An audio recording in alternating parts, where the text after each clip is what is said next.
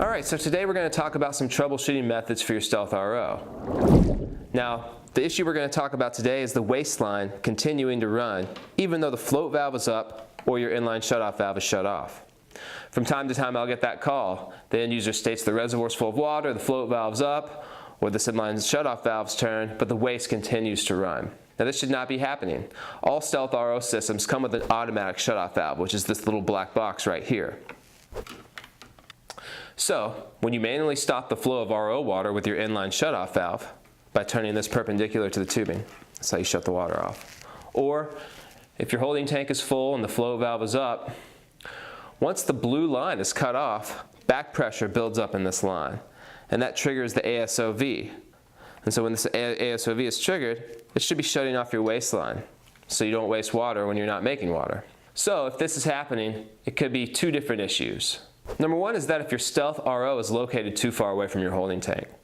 Because a certain amount of back pressure needs to build up in this blue product water line in order to trigger the ASOV, if the Stealth and the holding tank are too far apart from each other, the ASOV might not notice the buildup in back pressure, and your waste may continue to run.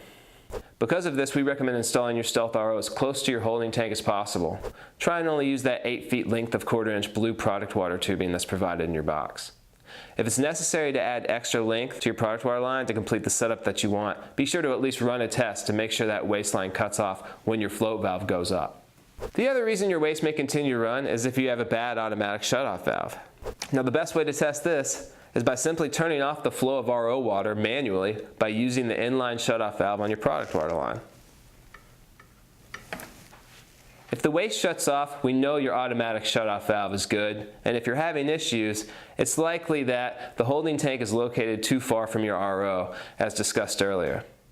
Now if your waste continues to run after turning off this inline shutoff valve, that means that your ASOV has malfunctioned and it's time to replace it.